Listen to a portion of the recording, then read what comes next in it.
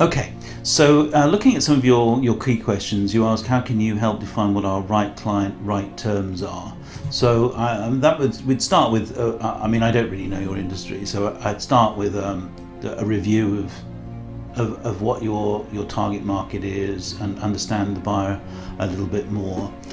You say there is industry market research available, and that's fantastic. I mean, any information you have right now would be really useful.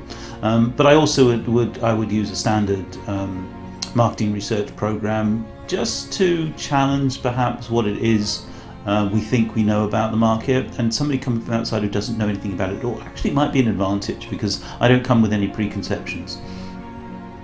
The digital I'm going to sort of talk about, so I'll skip past that. I've already sort of mentioned in my preamble that the digital landscape is now a critical component of any sales strategy. You say let's assume that our website logo in a good place, and it looked. I mean, I didn't see anything particularly wrong with it, and I doubt whether a rebranding is necessary at this point. It's probably more to do with execution.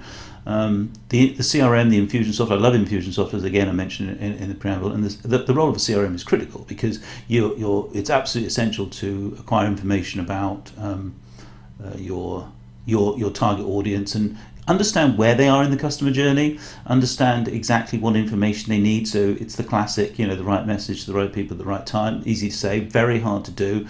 A CRM is essential because you can automate so much and you leverage that automation through the workflow. And the workflow at Infusionsoft is really good. And the landing page component has really improved over the last few years. It used to be terrible, but it's pretty good right now. When you say, with regards to customer identification, is there market information available that discusses ROI as it relates to how we get introduced to a potential customer? Do some sources have a better ROI or increased success rate for others? I'm not sure exactly what you mean by that, so I have to talk to you about that. Yes, I'm not clear. I'm not clear what that means, to be honest. Industry shows, yes, to a point. You pick them. It's an expensive thing to do. Industry shows, and I'm sure I don't have to tell you. It's not necessarily the most effective spend.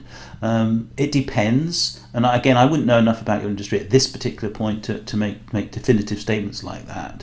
But certainly, you can do a lot of business at a trade show, and it's just about picking the right ones and making sure that the ROI on those compares to the ROI on more, say, digital campaigns, which tend to have a very high ROI if they're done correctly. Now, that doesn't necessarily mean that the two things are exclusive. It gets a little complicated, doesn't it, in science, where you have correlations between two activities, and it turns out to be not just a correlation, but actually a causal relationship. So sometimes the brand, you have to be out there in trade shows just to be known. So I wouldn't know enough about this to make say cold calls. Yes, to a degree. I prefer the content marketing strategy where you actually put information, because most times people want to go out and get information, and then if you provide information in the right way and making it available, and there's loads of ways to do that, and I can help you with that, you get people coming to you, which is so much stronger, and it can be done, but you have to start a content management program to make that happen. That doesn't mean you don't want to pick up the phone. I don't object to cold calls. I don't think you should just rely on them, because it's becoming an increasingly ineffective way of making progress. Standalone digital campaigns, yes, you should always do digital campaigns. They're low cost. You learn a ton about the customer, and you should be doing that, because there's two goals always with digital campaigns. One is to actually get a result, whatever it is, whatever call to action it is that you're trying to put out there. But the other thing is your goal for any campaign should be to learn more about the cognitive map of the buyer, which is key. The more you learn about the cognitive map, the more you can harness the conversion heuristic to make your funnel more effective. So that's critical. LinkedIn, social media, absolutely. Do it wrong, it looks like a waste of time. Do it right, it's fabulous. So social media is something you could ignore a while back. You just can't anymore. And should it be an integral part of any marketing plan? Absolutely, no question about it. But as again, my preamble, I really talked about the review of the competitive strategy, a review of how you affect that through the value chain and the way you organise as a company. It starts there, so that you have the basics. There's no point having a marketing plan you can't execute on, and there's no point executing on the wrong marketing plan. So we start with the strategy, and I think you probably already have a pretty good strategy, would be my guess. And that would be quickly checked, and we would really look at. You're probably not executing very well on the plan. I mean, I'm not saying the plan couldn't be revived. I don't know what your plan is, but what I find very, very often is people don't really understand exactly how you execute correctly.